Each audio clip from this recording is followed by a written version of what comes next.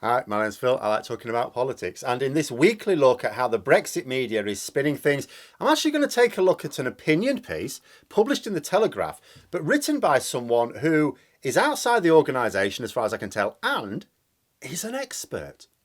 And it concerns what was always going to be the next step in the Brexiteers' argument, namely that Brexit is fine because it is not as big as a loss as some people are claiming. But first, if you'd like to be notified of daily news and politics, please subscribe to the channel and click the bell notification icon. So yeah, I usually do these pieces from the point of view of reporting. I point out that people are quoted, often people who are not even experts. And there's no fact checking or commentary on the part of the author actually writing this piece. They just present the quote as if it were fact in a news article. And I've said before, there should be a clear distinction between news and opinion. News is a reporting of relevant facts. So that means you not just have to present facts, they have to be relevant. That means you do not present them in a misleading way to give a misleading impression.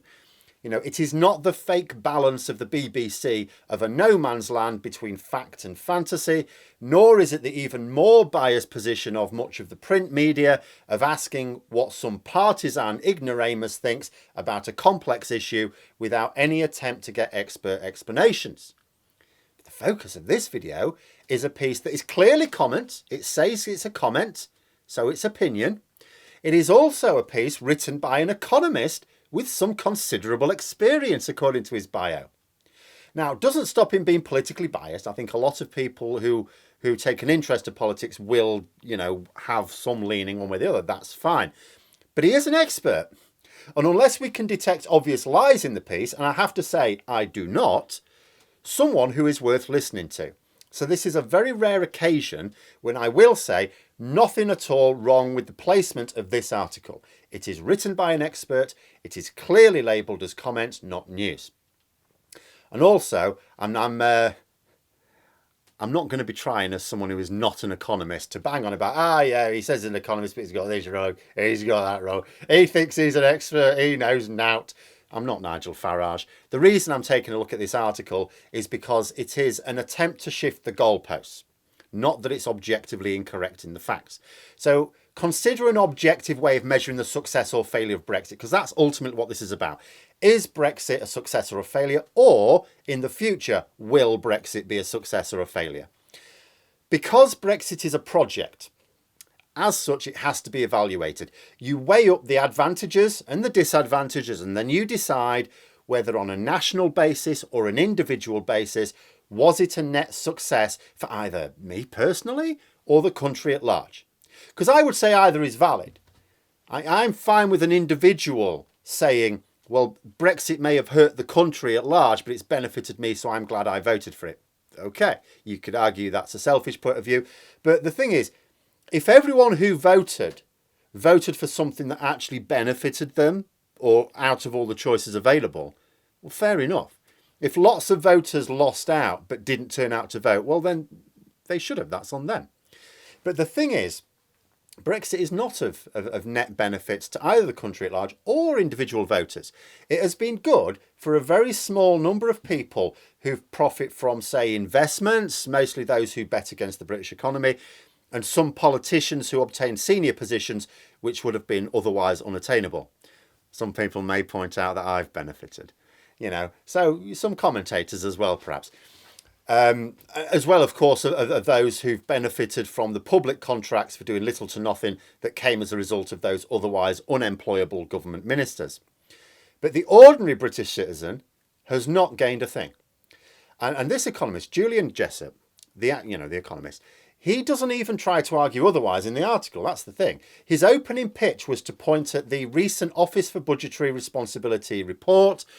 Shows that as a result of Brexit, both exports and imports have been hit. He accepts this completely. He says that it is obvious that this would be the case with Brexit. He's not one of these idiots arguing that we can somehow boost trade with the hard Brexit. He also points out to the OBR report saying that the assumption that Brexit will reduce our total exports and imports by 15% compared to remaining in the EU is holding up to the available evidence. It doesn't he raises a question mark over the figures, but without actually explaining why, almost like putting that little doubt in someone's mind. But importantly, he doesn't disagree with the conclusion. In fact, he describes it as fair enough. So is this guy writing an anti-Brexit piece in this hard Brexit newspaper then? No. So what's his argument? His argument, and this is what we have to watch out for now, is that Remainers are trying to pin all of the blame for our fall in trade on Brexit. So here's how it goes. We have experienced a massive drop in trade over the last few years.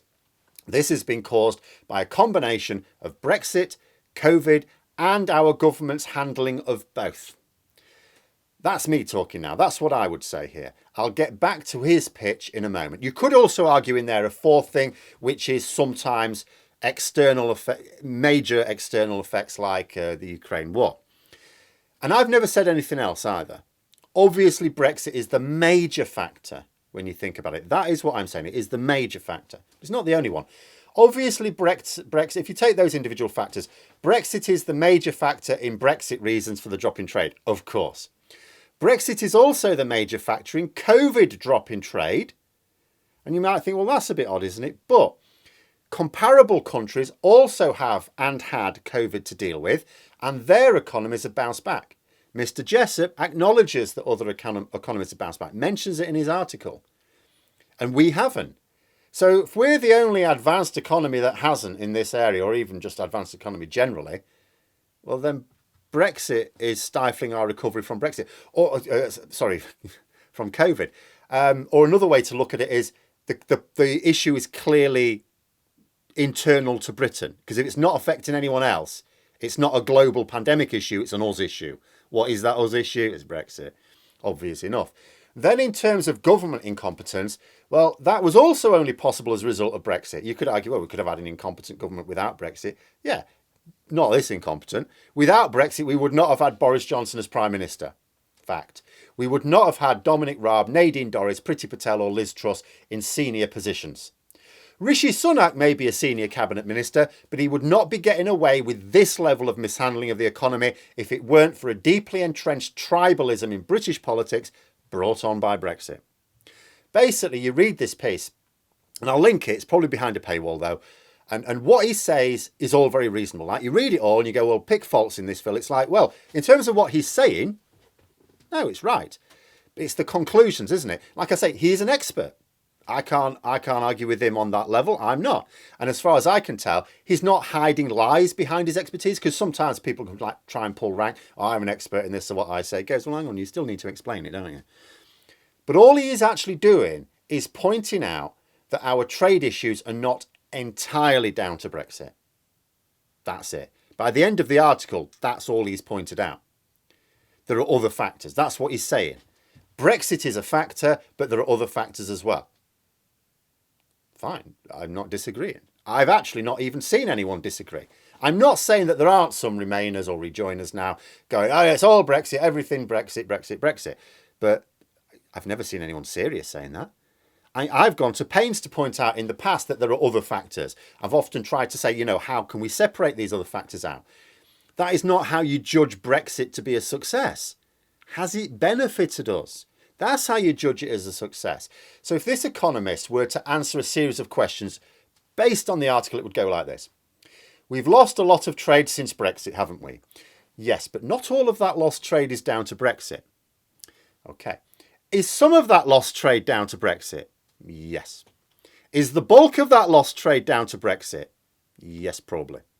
As far as can be told from the data so far, we are losing 15% of our trade due to Brexit. Yes? Yes. And I'm not putting words into his mouth here. That's what his own comment piece in the Telegraph is saying. But if you put it like that, if you condense it down and put it like that, how can you possibly judge Brexit a success?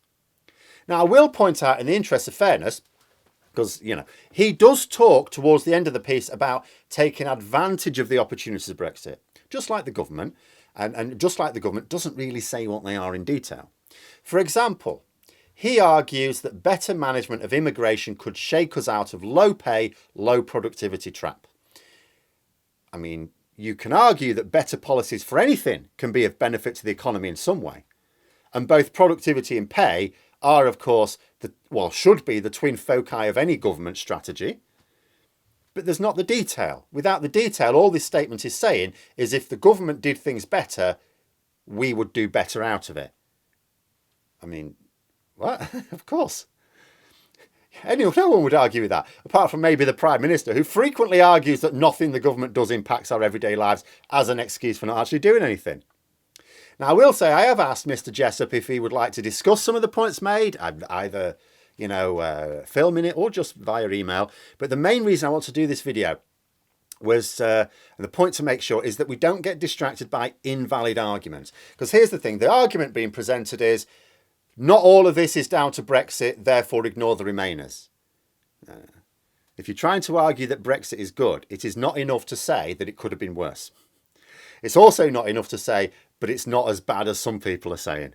It is important to argue that it is of a net benefit. 15% drop in trade compared to remaining in the EU, that's not a net benefit. For it to be a net benefit, there has to be something like a 16% boost in trade measured on the same baseline. Where's it coming from? That's what needs to be asked. That's what needs to be answered. If change in immigration policy will get us even some of that 16% boost from the Brexit baseline, what changes exactly are needed and how will it achieve that 16% boost or some contributory factor towards that 16% boost? That is the question that needs answering. Because nothing in this comment piece says anything other than Brexit is costing us without that information.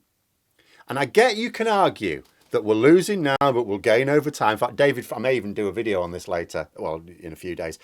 David Frost is now arguing, no, we've got to give it a good 50 years before we can judge. You what, mate? Independent economists are not saying that we're going to gain over time, are they? That's the thing. So where's the counter argument? It's not in this article. But those are my thoughts. Let me know yours in the comments below. Hope you found the video interesting. If you did, don't forget to click the like button. And if you'd like to support the channel further, please also click the Patreon link for details. And until next time, I'll see you later.